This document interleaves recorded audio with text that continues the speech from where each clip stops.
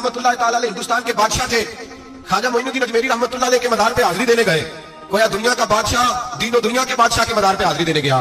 حضرت اورنگزیب عالمگیر مزار پہ گئے تو دیکھا ایک اندھا بیٹھا ہے, اور ساری سمجھ کے سارے فقیر بیٹھ جایا کرتے تھے. اندھا بیٹھا, کہنے لگا بابا دے دو, بابا دے دو, 20 سال سے بیٹھا ہوں خواجہ اجمیری کے دربار پہ, آنکھیں نہیں ملتی, اندھا ہوں, کچھ دے دو. اورنگزیب عالمگیر سے کھڑے ہو کے کہنے لگے اچھا 20 سال سے بیٹھا ہے, کوئی نہیں مل رہی؟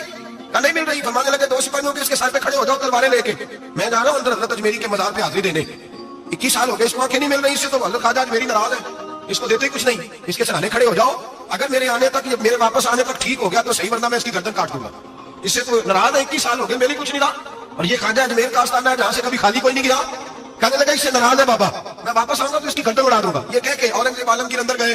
وہ اندھا پیچھے سے کہنے لگا یا اللہ کہ پہلے کوئی نہیں تھی, اب تو گلا بھی کٹنے لگا ہے, خواجہ صاحب مہربانی کرو, اللہ خواجہ صاحب کے صدقے فضل پر معاف. رونے لگا, چلانے لگا. وہ سپاہی کہتے ہیں اس نے اتنی محنت کی کہ ہم بھی رونے لگے.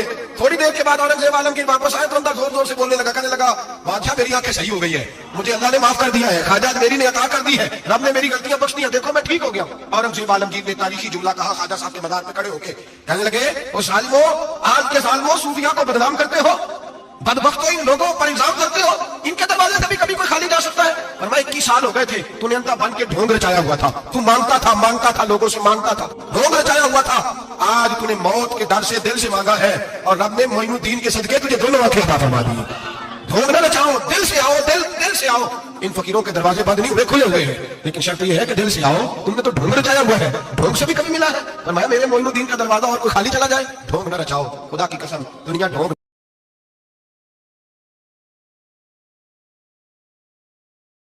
نبی علیہ السلام کے ایک بڑے لاڈلے صحابی عبداللہ ابن ام مکتوم شروع کے مسلمانوں میں سے تھے, اور اتنے لاڈلے اور لائق ترین صحابی تھے کہ نبی علیہ السلام نے ہجرت مدینہ سے پہلے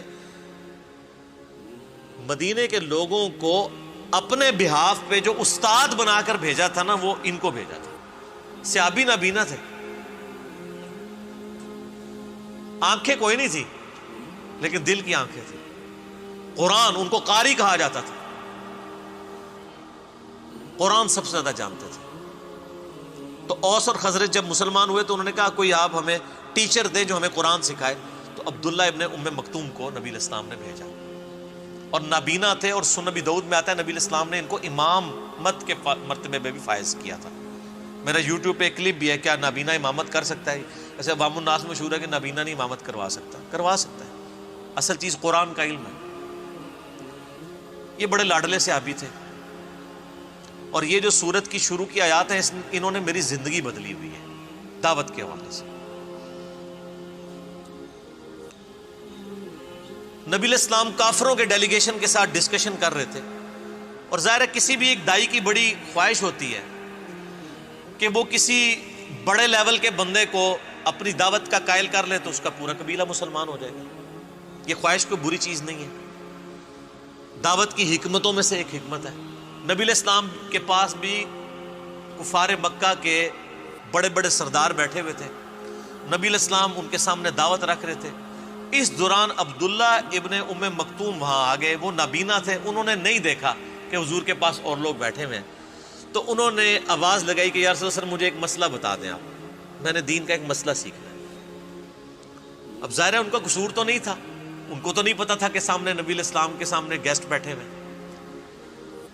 تو نبی صلی اللہ علیہ وآلہ وسلم نے ناگواری کا اظہار کیا, زبان سے نہیں, آپ کے چہرہ مبارک پہ ناگواری کے آثار آ گئے, اور اللہ تعالیٰ نے انہی آثار کو قرآن میں سٹارٹ ہی اس سے کیا ہے, عبس وتولی. نبی علیہ السلام نے تیوری چڑھائی اور رخ پھیر لیا اس نابینا شخص سے. میں پھر کہوں گا کہ بابوں کا خدا اور ہے اور کتابوں کا خدا اور ہے. آپ کو جو کرٹسی اور اخلاقیات سکھائی گئی ہیں نا, قرآن وہ اخلاقیات نہیں مانتا. قرآن ننگی تلوار ہے, کیونکہ قرآن جو اخلاقیات بتا رہا ہے اصل میں وہ اخلاقیات ہے. آپ کی اخلاقیات یہ ہے کہ آپ کسی کے گھر جائیں, دروازہ کھٹکھٹائیں, وہ دروازہ نہ کھولے تو آپ اس کو بد اخلاق سمجھتے ہیں. جبکہ بخاری مسلم میں حدیث ہے کسی کے گھر جاؤ 3 دفعہ دستک دو، جواب ملے تو ٹھیک، نہ ملے تو واپس لوٹ جاؤ، اور اس بات کا برا بھی مت مانو، کیونکہ اس شخص کا حق ہے کہ وہ ملے یا نہ ملے۔ اور قرآن حکیم میں سورہ نور میں یہ بھی آیا ہے کہ 3 اوقات میں تو تم جا ہی نہیں سکتے کسی کے گھر میں۔ مجھے تو بڑا غصہ آتا ہے دوپہر کو 3 بجے آ کے آپ کے گھر کو دستک دے، کیوں بھائی؟ یہ کہاں کی اخلاقیات ہے؟ دوپہر کے وقت آپ کسی کے گھر جا ہی نہیں سکتے، عشاء کے بعد بھی نہیں جا سکتے، الا ہے کہ آپ پہلے اجازت لے لیں، وہ علیحدہ بات ہے۔